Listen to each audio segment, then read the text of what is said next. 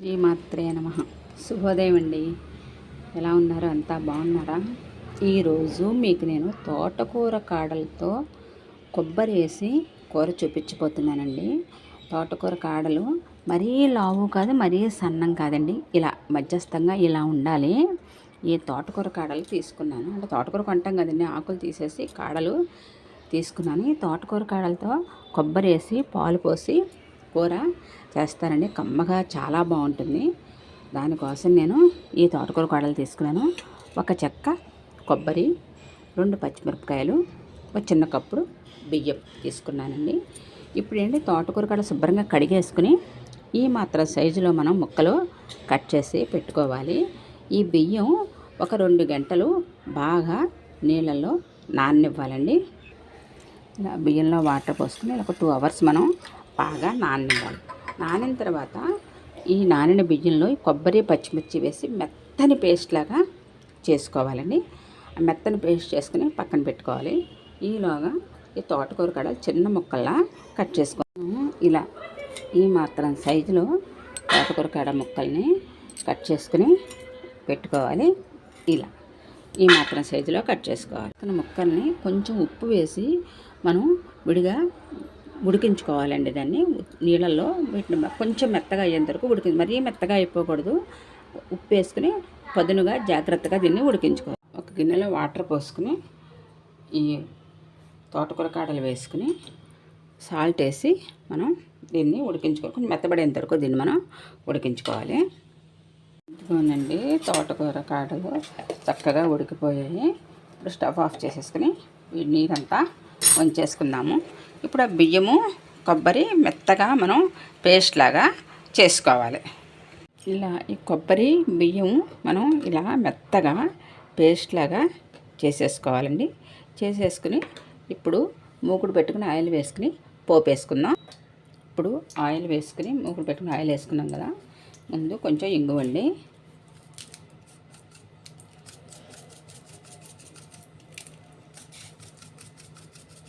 కొంచెం ఇంగువ, మినప్పప్పు, జీలకర్ర, ఎండుమిర్చి పోపు.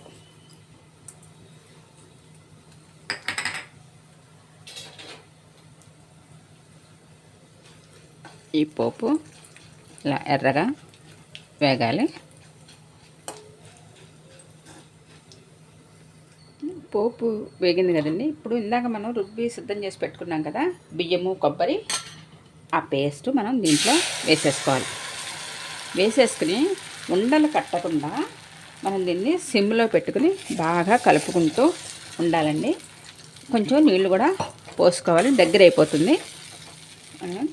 ఇంకొంచెం నీళ్ళు పోసేసుకుని మనం దీన్ని సిమ్లోనే పెట్టుకుని కలుపుకోవాలండి. హైలో పెడితే కనుక మాడిపోయి ఉండలు కట్టేస్తుంది. ఇలా సిమ్లో పెట్టుకుని మనం బాగా దీన్ని ఉడకనివ్వాలన్నమాట. చాలాసేపు ఉడుకుతుంది. సిమ్లో పెట్టుకుని మనం బాగా దీన్ని అంతటిని ఉడకనివ్వాలి. ఇలా మనం దీన్ని కలుపుతూ ఉండాలండి, లేకపోతే ఉండలు కట్టేస్తుంది. ఈ బియ్యము, కొబ్బరి అంతా కూడా మనకి ఈ పోపు దీంట్లో బాగా ఉడకాలన్నమాట, బాగా దగ్గర పడాలి. అంతవరకు మనం దీన్ని ఇలా కలుపుతూ ఉండాలి. కొంచెం సగం ఉడికిన తర్వాత అప్పుడు మనం ఈ ఉడకబెట్టుకున్న తోటకూర కాడలు వేసేసుకుని మళ్ళీ ఉడికించుకోవాలి. అప్పుడు ఏమవుతుందంటే ఈ కొబ్బరి పిండి, ఈ మిశ్రమం అంతా కూడా ఆ కాడలకి పట్టి మంచి రుచి వస్తుందండి. తోటకూర కాడల్లో మంచి పిండి పదార్థం ఉంటుందండి, చాలా బలం అది. ఇంకా లావులో కాడలు కూడా వేసుకుని పిండి బెల్లం పెట్టి కూడా వండుకుంటారు. నేను మరీ లావుగా కాదు, మరీ సన్నగా ఉన్న కాడలు కాదు, అలాంటివి తీసుకున్నాను నేను. దాంట్లో చాలా పిండి పదార్థాలు ఉంటుందండి తోటకూర కాడల్లో. మన ఆరోగ్యానికి కూడా చాలా మంచిది. చూసారా, నేను అన్ని నీళ్ళు పోసినాక ఇలా దగ్గరగా అవుతుంది. ఇలా దగ్గరగా అయ్యేంత వరకు మనం దీన్ని ఇలా తిప్పుకుంటూ బాగా ఉడకనివ్వాలి. ఇంకొక 5 నిమిషాలు పోయిన తర్వాత అప్పుడు మనం ఆ తోటకూర కాడలు దీంట్లో వేసుకుందాం. ఇందాక తోటకూర కాడలు కొంచెం ఉప్పు వేసి ఉడకబెట్టానండి. ఇప్పుడు ఈ పిండికి సరిపడగా మాత్రం సాల్ట్ వేస్తున్నాను. ఇందాక కొంచెం వేసాను కదా, ఉప్పు చూసుకుని వేసుకోండి ఎవరి రుచికి సరిపడగా. నేనైతే దీనికి సరిపడగా ఇలా వేసాను. నేను పైనుంచి ఒక 2 పచ్చిమిర్చి ఇలా చీల్చి వేసానండి. దీంట్లో ఉడికిన తర్వాత ఇవి మంచి రుచిగా ఉంటాయి. అన్నంలో నంచుకుని కొరుకు తినేటప్పుడు బాగుంటుందని ఒక 2 వేసాను. దీంట్లో కొంచెం పసుపు, ఈ ఉడకబెట్టుకున్న ఈ తోటకూర కాడలు వేసేస్తానండి. వేసేసి బాగా దీంట్లో వీటిని ఉడకనివ్వాలి. ఈ మిశ్రమం అంతా కూడా ఈ కాడలకి బాగా పడుతుందన్నమాట ఉడికిన తర్వాత. అప్పుడు అవి తింటూ ఉంటే మంచి టేస్ట్గా ఉంటుంది. కొబ్బరి, బియ్యం ఇవన్నీ రుబ్బిన పేస్ట్ కదా, కమ్మగా చాలా బాగుంటుంది. లాస్ట్లో నేను ఒక అరకప్పు పాలు పోస్తానండి. ఇదంతా బాగా ఉడికిన తర్వాత ఒక 10 నిమిషాలు దీన్ని ఇలా సిమ్లో పెట్టుకుని ఉడకనివ్వాలి.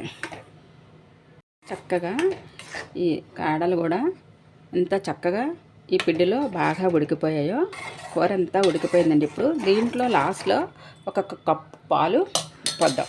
కమ్మదనంగా ఉంటుందన్నమాట. కూర కారం ఉండదనేది చక్కగా కమ్మగా ఉంటుంది. ఒక కప్పు పాలు ఇలా పోసేసి ఒకసారి కలిపేద్దాం.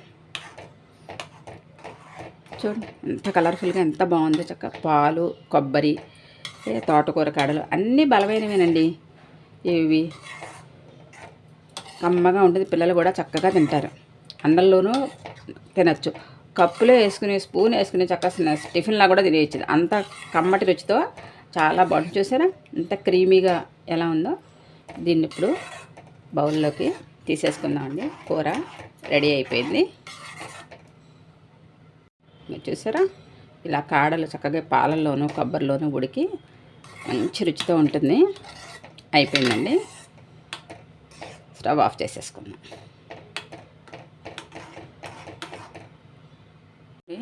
పాలు, కొబ్బరి వేసి వండిన తోటకూర కాడల కూర రెడీ అయిపోయిందండి. చాలా బాగుంటుంది. మంచి ఆరోగ్యకరమైన వంటకం కూడా ఇది. మీరు కూడా తప్పకుండా ఒకసారి దీన్ని ట్రై చేయండి.